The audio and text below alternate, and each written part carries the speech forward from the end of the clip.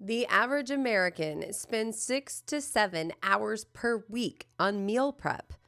And my challenge today is to see if we can cut that in half by setting aside a few hours to tackle it all at once. Our plan today is to tackle my full week's worth of meal prep here, plus chat about some major frustrations and future changes that are coming here to my channel.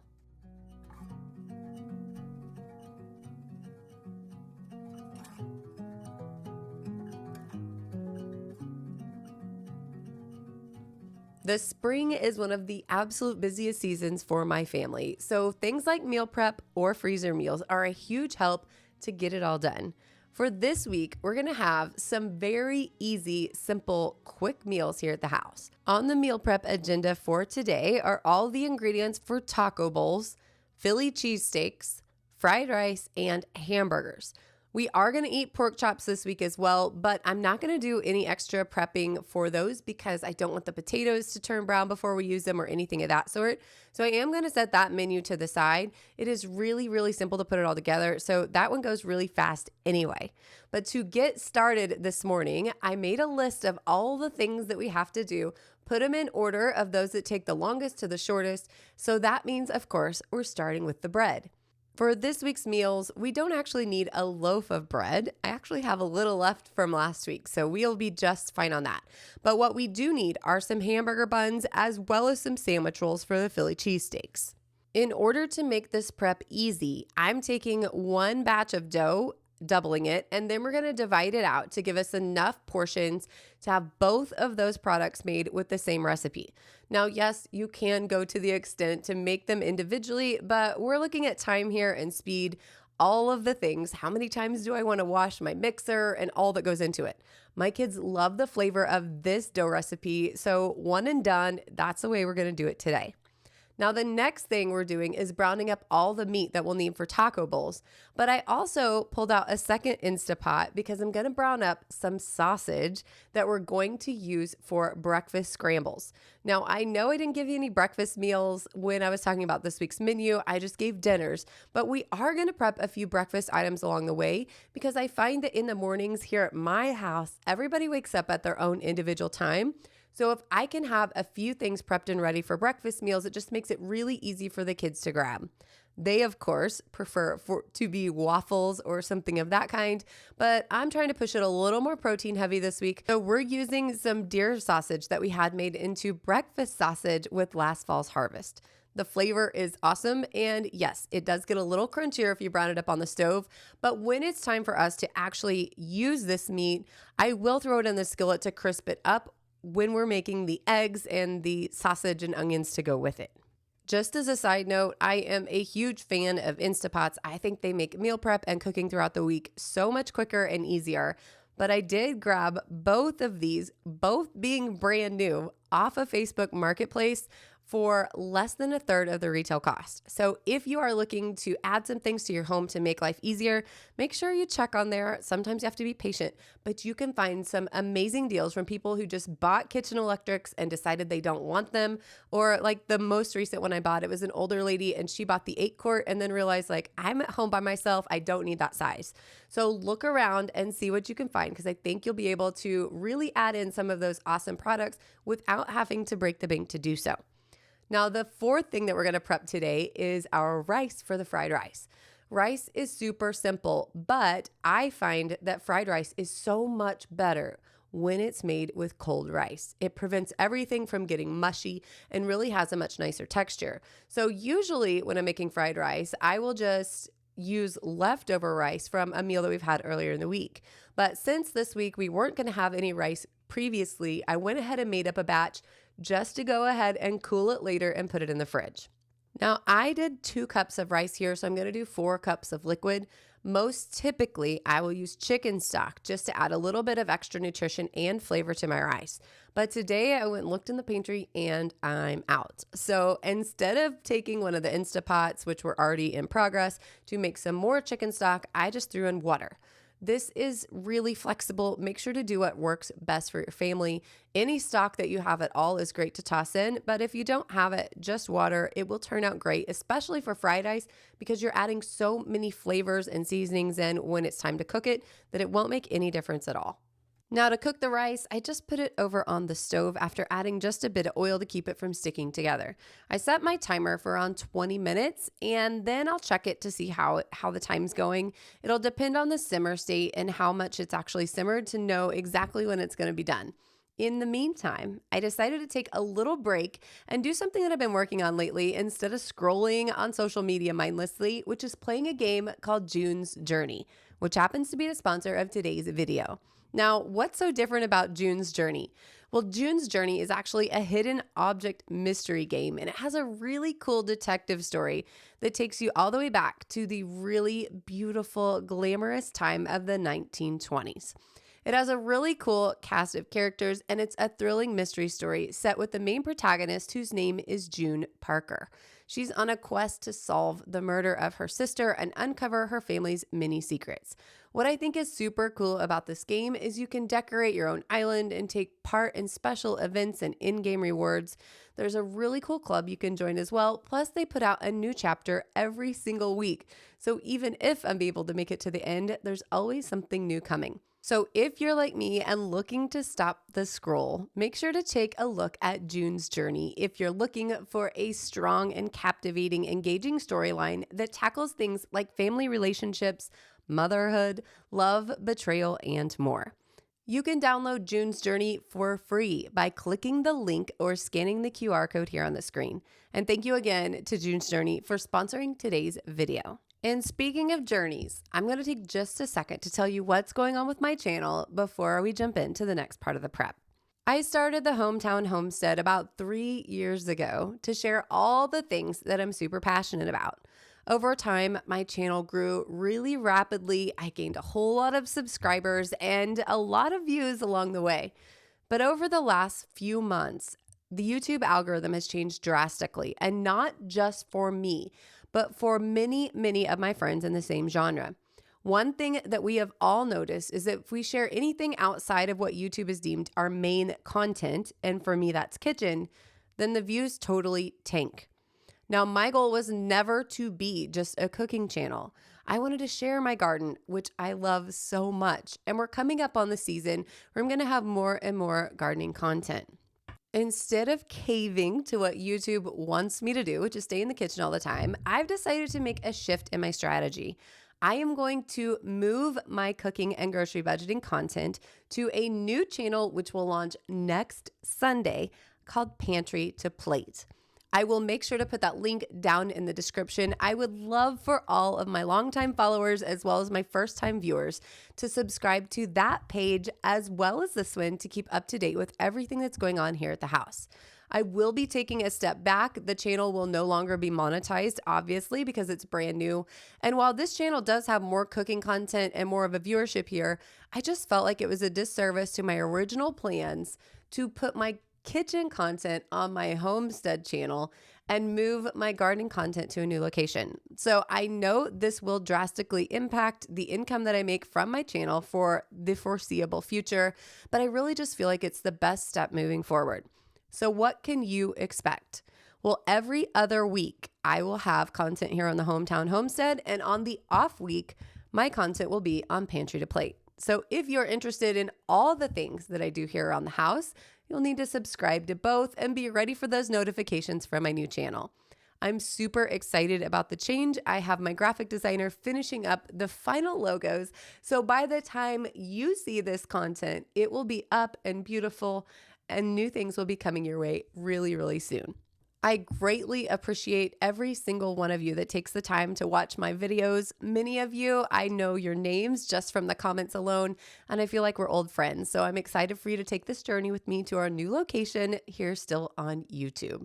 So while I jumped in with a live update, we have successfully chopped the lettuce for the taco bowls, cut up a whole bunch of onions, and I'll show you what we were doing with those here momentarily, and check the status of the dough. Now, because I'm using freshly milled wheat, when I showed you that window pane, you could see the tiny particles of the actual wheat berry still in the dough itself.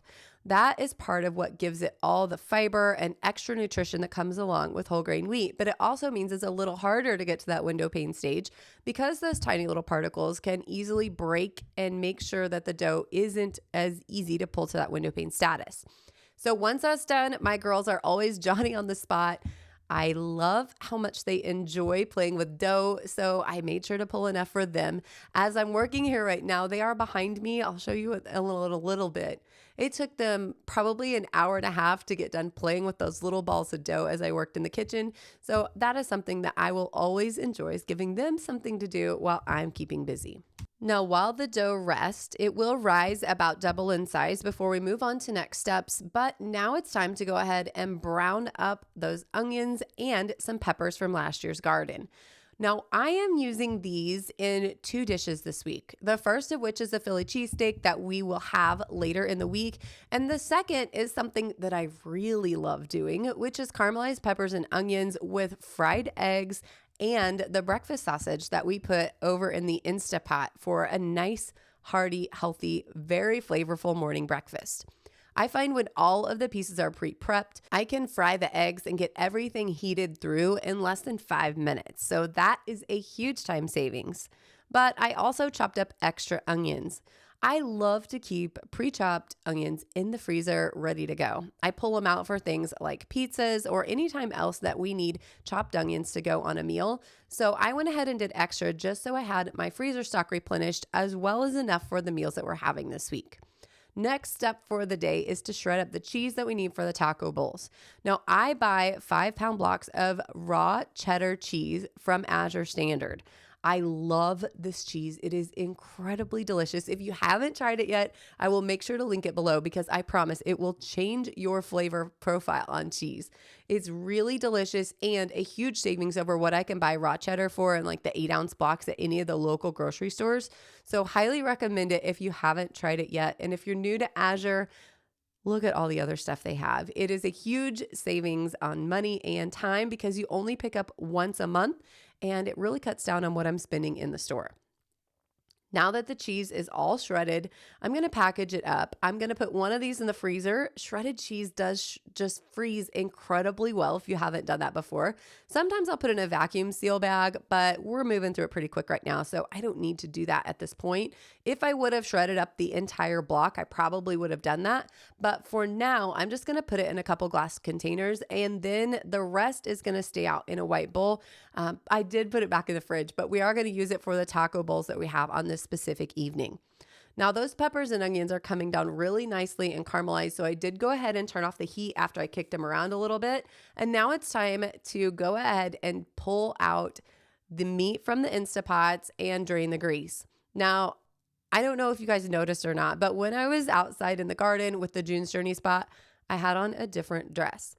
Yes, to answer your question, I should wear an apron. Do I wear an apron? No, I don't like the way they fit. I have looked at a few smock aprons. I need to just take the leap and make the purchase.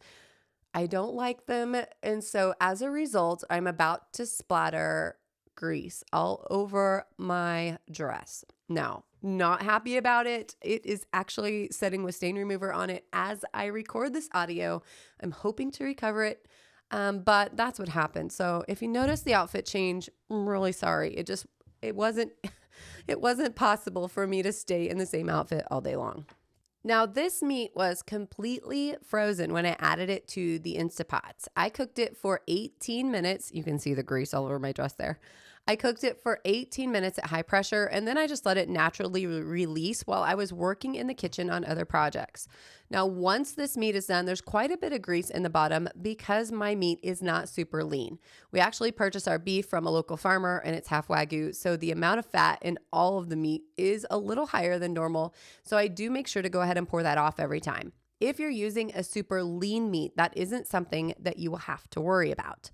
Now, depending on how long it's set in the pot, as I'm moving on with other things, sometimes the meat is still a little bit pink in the center. And if that's the case, I just move it to saute function and cook it until it is completely brown throughout. I went ahead and left my meat on warm so it would be ready when we needed those taco bowls later. And I will go ahead and package up that sausage a little bit later. But for now, the Instapot's moved to the side to make room for the next steps in our bread process. So my dough has went ahead and doubled in size, and I'm just moving it out here onto my stainless steel cutting board. I could do it right on the countertop, but my countertop, I don't know if you can really tell there, it has a lot of texture to it, which I really love the look of. I feel like it works well with my aged kitchen, but it isn't smooth enough to really easily be able to work dough on it. As a result, often there's some dough stuck to the counter that makes it a little harder to clean, and it's just kind of a pain. It doesn't give the smooth texture that I'm looking for on my final product. So using the stainless steel cutting board really helps. I have in the past floured it with actual flour, but what I found is that it works in a little too much flour, and I don't really like the final product. As you can see, Spider-Man was shooting webs at me, carrying around her baby, of course. So a little interruption there on the dough project, but that is just what it's like being here with my crazy crew. There's always somebody coming in needing something, and I wouldn't have it any other way. So now that I have my dough divided in two, I'm going to go ahead and cut part of these into hamburger buns and the others into kind of like a sandwich roll / hot dog style bun. We'll use them for whatever we need at that given time if there's any left over. But for this week, they're going to be sandwich rolls for our Philly cheesesteaks.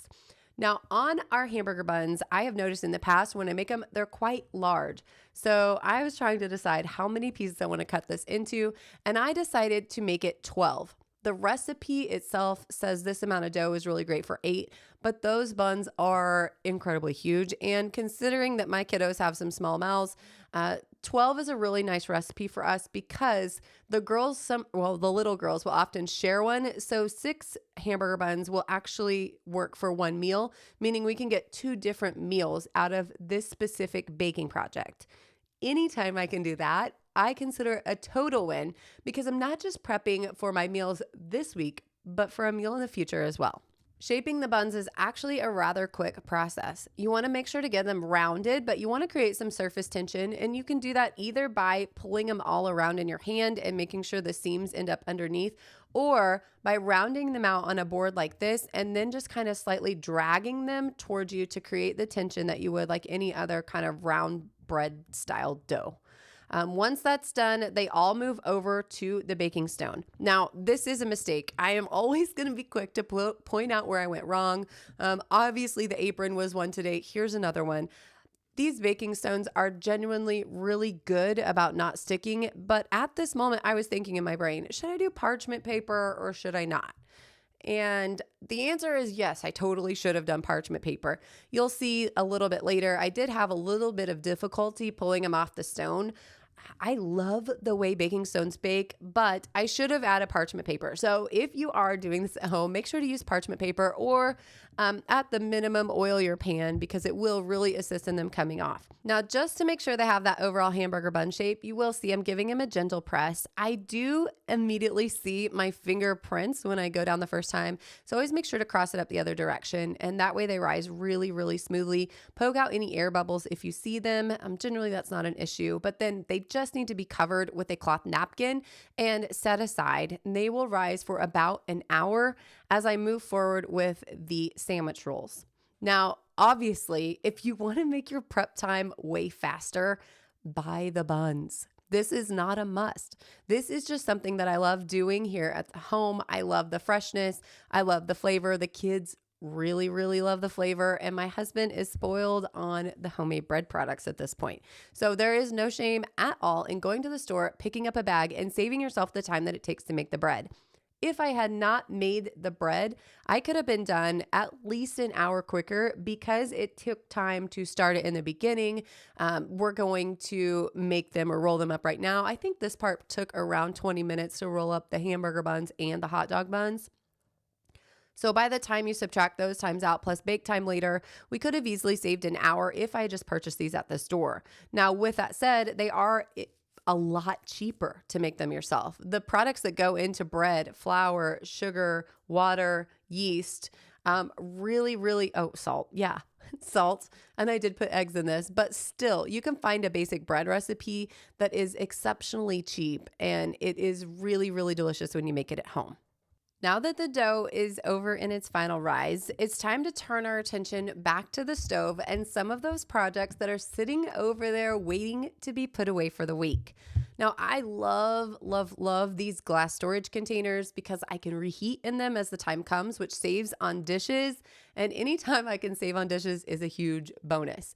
Days like this specifically, I run my dishwasher at least twice. I always tell my husband that I can totally gauge how busy my day's been by how many times I've run the dishwasher, but all of the extra effort and work that I put in on this specific day is going to pay off all week long. So for that, I am always grateful that I took the time to pre-plan ahead. Now, if you notice there, the rice was beautiful. It was really tender and it had cooled down enough to go ahead and go in the refrigerator. So that and the peppers are already packaged up and put away for the week. Now, in the meantime, I took my little lady upstairs to get her down for her nap and snuck back down right before it was time to put these in the oven. Now, before I put them in, I went ahead and did an egg wash on top. Sometimes I do this, sometimes I don't. This is a total option, but here at my house, we have chickens out back, so we often have a ton of eggs. This week specifically, though, we don't because my kids had a youth fair and they got to sell different products that they work on. My boys take care of the chickens. So we moved through 15 dozen eggs in 3 hours and they were so happy. But I was looking around like I didn't think they'd sell them all. I thought I'd bring some home. So thankfully, my chickens have been really busy this spring and it really didn't turn into any problem for us. But I didn't have many. I did decide to go ahead and egg wash anyway. What this does is it makes a really beautiful, nice finish on the buns, but it also makes them sticky. And that's why I'm doing it on this specific day. My kids love sesame seed buns, and usually I don't make them at home, but what I noticed was that we went somewhere recently and they had one with sesame seeds and they thought it was like the fanciest thing ever. So really easy to do and it wasn't any problem at all. The egg wash helps them stick. So I went ahead, got the sesame seeds on and got them in the oven. As for the hot dog buns, I did not put sesame seeds on those, but I did go ahead and do the egg wash. It was already ready to go and super easy to just go ahead and put on there. And they do turn out way more beautiful when you use the egg wash than when you don't, but it doesn't really impact the final flavor. Now, I'm not sure if any of you noticed or not, but that is the third costume change for my little lady so far on this specific day. We have quite the costume collection, and I used to think costumes were just for Halloween before I had kids, but wouldn't you know, costumes are for every single day, all day. And often my kids will even wear them to the store or if we're out for a quick errand. I never assumed I would be that parent, but if my kids are happy and loving what they have on, unless we're going somewhere really, really important, I just let them wear it. It is what it is. I want them to have fun. I love that they're kids and proud enough of what they have to do it when they're doing it. Now, as for the buns, they will bake at 350 for around 15 minutes. I did check them around 12 minutes. They weren't quite done yet, so I gave them a few extras. And as you can see there, they turned out really, really pretty, except for the way that I laid those sandwich rolls out on my my tray. I should have put them a little closer together so they all rose more connected like a sandwich roll or hamburger bun would. But even so, they were really, really beautiful and very, very soft to the touch. Now, this next thing that I'm making is something I have been wanting to do for so long, and it's really, really ridiculous that I waited this long to try it, but I'm making freezer biscuits, not the kind that are already cooked and you're just warming them up. These are biscuits that I'm going to put together to the point of baking, but instead of baking, I'm going to put them straight in the freezer. My goal is to make like the Pillsbury kind that you buy at the store that you just can pop in individually into an air fryer or the oven and have them rise up just the same. I will say that I'm not really sure on timing for the air fryer. I'm going to do some experimenting, but as for the oven, I am not going to preheat. I'm going to put them in a cold oven at 400 degrees. The idea there is that they are going to rise at the exact same time as the oven is heating. They're going to thaw slightly, I should say. And as a result, they will come up beautifully at the end. I've seen a lot of people talk about this and they say that it works perfectly. So this is my experiment and I will definitely make sure to let y'all know how that turns out once I've tried a couple. To make the dough, it actually calls for buttermilk. And I do keep buttermilk powder on hand. But when I was making my bread dough earlier in the morning, I used a frozen bag of milk that I had. It was raw milk that we actually had extra of, so I went ahead and froze it. I freeze it in 4-cup bags. Now, I only needed 3 cups for my milk, so I had 1 cup left. This recipe called specifically for 1 cup buttermilk, but instead of mixing up my powdered buttermilk, I wanted to go ahead and use that frozen milk because it works really, really well in baking applications. And so all I did was add a teaspoon of lemon oil to it to go ahead and sour it a little bit, and it gives the same effect as a buttermilk would. You can also use vinegar if you don't have lemon juice. So there are a couple different options, but it's really easy to find substitutes for most of the ingredients, so you don't have to go out and purchase anything special for any given recipe. You will notice on this specific recipe, I did remember to use the parchment paper, and it made bagging them up once I have flash froze them really, really simple.